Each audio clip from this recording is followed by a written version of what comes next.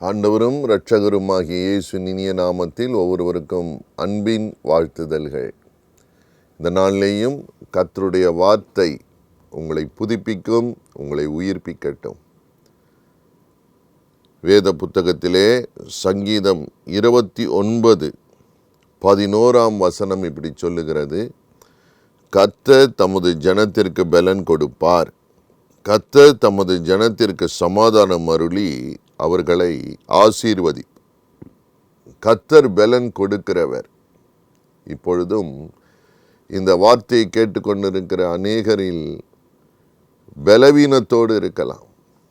ஒரு மனுஷிக்கு பலவீனம் இருக்கும்போது சமாதானம் இருப்பதில்லை. பலவீனம் சிந்தையிலே இருக்கலாம், ஆத்துமாவிலே, ஆவியில பலவீனம், ஆத்துமாவிலே பலவீனம், சரீரத்திலே பலவீனம். சிலருக்கு அவர்களுடைய வருமான பலவீனம். பல விதங்களிலே பல பலவீனங்கள் இன்றைக்கு அநேகரை தாக்கி கொண்டிருக்கிறதை தேவன் அறிவார். அந்த பலவீனத்திலே தான் கர்த்தருடைய வார்த்தை வருகிறது: கர்த்தர் தமது ஜனத்திற்கு பலன் கொடுப்பார். ஹல்லேலூயா. இன்றைக்கும் ஒரு புது பலத்தினால் நீங்கள் நிரப்பப்பட கர்த்தர் விரும்புகிறார். கர்த்தருக்கு ஸ்தோத்திரம். அதற்கு வழி என்ன? ஏசாயாவின் புத்தகம் 40:31 சொல்லுகிறது: கர்த்தருக்கு காத்திருக்கிறவர்களோ புது பலன் அடைந்து. எப்படிப்பட்ட பலனை தருவாராம்? புது பலன், நியூ ஸ்ட்ரெங்க். ஆம் பிரியமானவர்களே, ரொம்ப நாளாக சொல்லிக்கிட்டு இருக்கீங்க, எனக்கு பலனே இல்லை, பலன் குன்றி போனது, பலன் குறைந்து போனது, பலவீனமாக ஃபீல் பண்ணுறேன், வீக்காக ஃபீல் பண்ணுறேன்.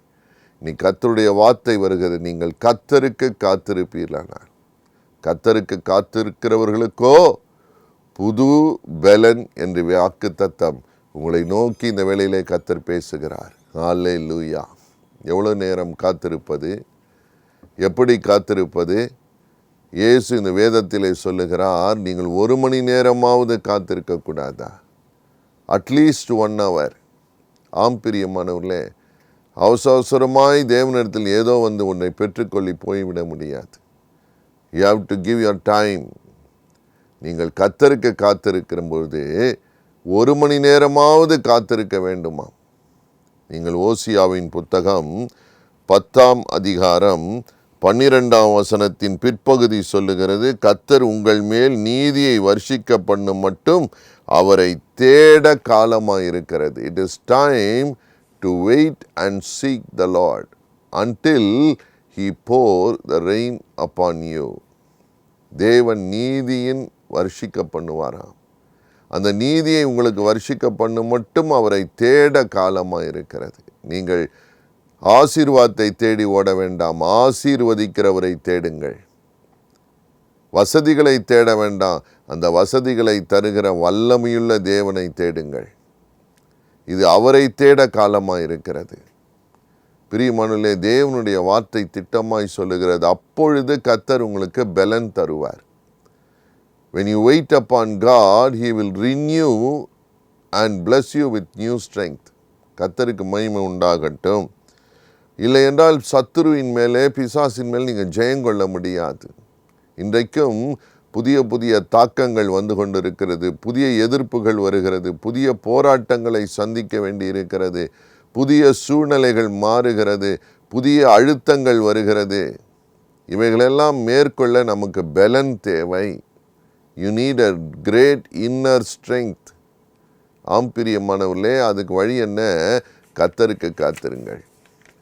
தேவனை தேட காலமாக இருக்கிறது. இயேசு அனுதினமும் நமக்கு புதிய பலனை தருகிறேன் என்று சொல்லுகிறார். யாருக்கு கர்த்தர் பலன் தருவாராம்?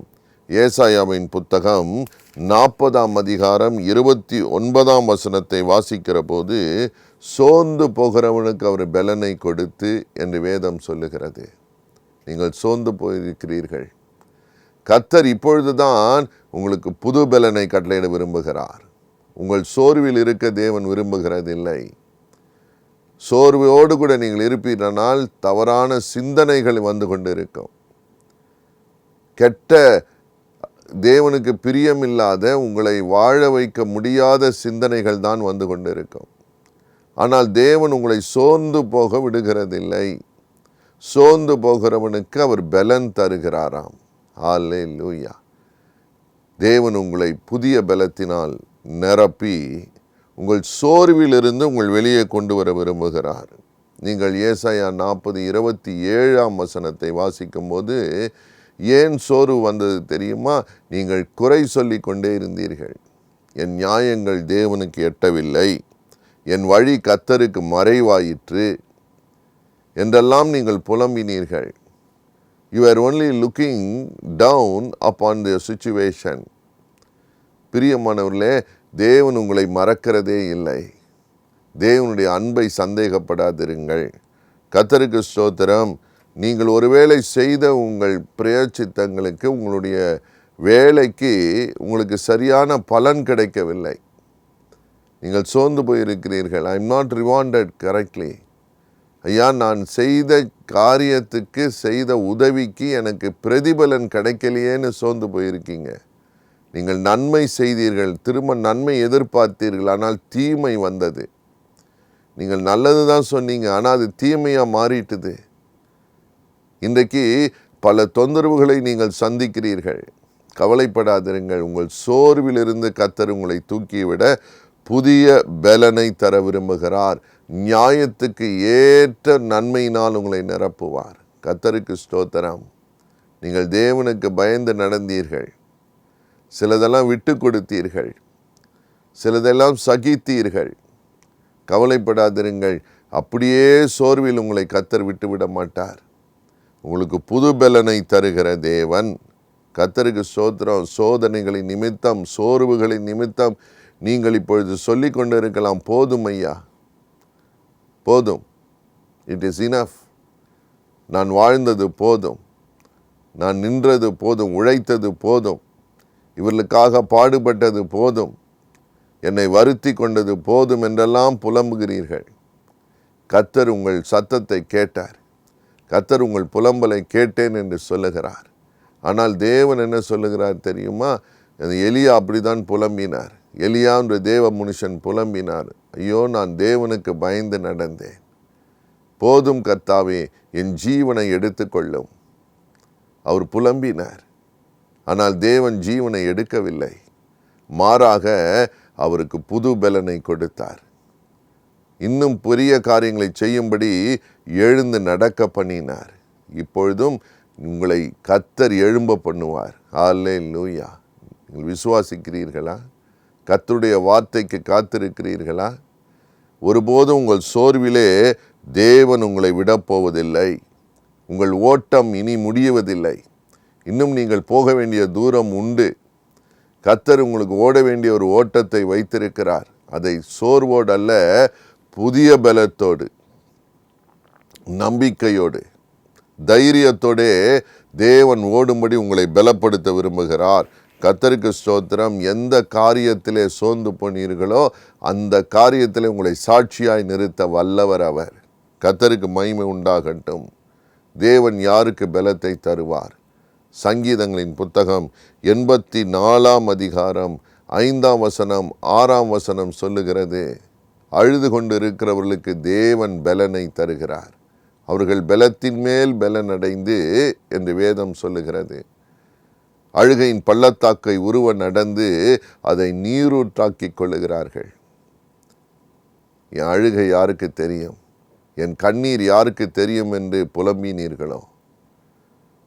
ஒரு சகோதரி எனக்கு தொலைபேசியில் ஜெபத்திற்காக கூப்பிடும்போது சொன்னார்கள், ஐயா, கண்ணீராகவே என் வாழ்க்கை இருக்கிறது. குடிகார கணவனை கட்டி இருக்கிறேன். எல்லார் முன்பும் குடித்துவிட்டு என்னை அசிங்கமாய் பேசி என்னை அவமானப்படுத்துகிற ஒரு கணவனோடு வாழ்கிறேன். நான் என்றைக்கு மாற்றத்தை காண்பேன் என்று புலம்பி அழுகிறார்கள். ஒருவேளை நீங்கள் கூட அழுது கொண்டு இருக்கிறீர்களோ? மனபாரம், மன வருத்தம், மன அழுத்தம், பல விதங்களிலே உங்களை நெருக்கப்பட்டு சூழ்நிலைகளை நீங்கள் நின்று கொண்டு இருக்கிறீர்கள். கர்த்தர் உங்களோடு கூட பேசுகிறார். அழுது கொண்டு இருக்கிற உங்களுக்கு பலனை தருகிறார். அழுது அழுது பலனெல்லாம் போய்விட்டது என்று சொன்னீர்களோ? கவலைப்படாதிருங்கள். கர்த்தர் அழுது கொண்டிருக்கிற உங்களுக்கு பலத்தின் மேல் பலன் என்று கட்டளையிடுகிறார். ஹல்லேலூயா. தேவ சந்நிதியில் வந்து காணப்படுவார்கள் என்று வேதம் சொல்லுகிறது. அவர்கள் பலத்தின் மேல் பலன் அடைந்து, நீங்கள் தேவனை விட்டு தூரமாய் போனீர்களோ, உங்கள் சூழ்நிலைகளை கஷ்டங்களினால் பாரப்பட்டு அழுது அழுது அழுது ஜெப நேரம் போய்விட்டது, ஜெபிக்க ஆசையே போய்விட்டது, தேவனிடம் சேர உங்களுக்கு மனதில்லை. ஆனால் தேவன் புது பலனை தந்து, பலத்தின் மேல் பலனை தந்து தம் இடத்திலே உங்களை வைத்துக் கொள்ள விரும்புகிறார். Be as close as possible to Jesus. தேவனை விட்டு தூரம் போய்விடாதிருங்கள். ஹல்லேலூயா. நீங்கள் தேவன் அண்டை சேருங்கள், அவர் உங்களோடு கூட சேருவார். புது பலத்தினால் உங்களை நிரப்பி விடுவார். சங்கீதம் 38:7-8 பக்தன் சொல்லுகிறான், என் குடல்களெல்லாம் எரிகிறது, கதறுகிறேன், என் எலும்புகளிலே சுகம் இல்லை, என் சரீரத்திலே சுகம் இல்லை, வலி தாங்க முடியவில்லை. பிரியமானவர்களே, அந்த சூழ்நிலைகளில் எல்லாம் தேவன் பார்க்கிறார். யோபு அழுதார், ஐயா என் சரீரம் வலிக்கிறதே, வேதனைப்படுகிறதே. இன்றைக்கும் சரீரத்தில் வந்திருக்கிற வலிகளினால் கஷ்டப்பட்டு கலங்குகிற அநேகர் உண்டு. ஐயோ, ஒருத்தர் சொன்னார்கள், ஐயா என் கால் வலி தாங்க முடியவில்லை, காலை வெட்டி எடுத்து விட்டலாம் போல இருக்கிறது, இந்த வலி என்னால் சகிக்க முடியவில்லை என்று அழுதார்கள். பிரியமானவர்களே, தேவன் யார்? அழுது கொண்டிருக்கிற உங்களுக்கு பலனை தருகிறார். ஹல்லேலூயா. கவலைப்படாதிருங்கள், கர்த்தருக்கு காத்திருக்க முடிவு செய்யுங்கள். More time with God. உலகத்தோடு நேரத்தை கொடுப்பதை விட, உறவுகளோடு நேரத்தை கொடுப்பதை விட, கர்த்தரோடு நேரத்தை கொடுக்க தீர்மானியுங்கள். புது பலன் உங்களை நிரப்பும். இப்பொழுதும் அந்த பலனை, அபிஷேகத்தை தேவன் தருவார்.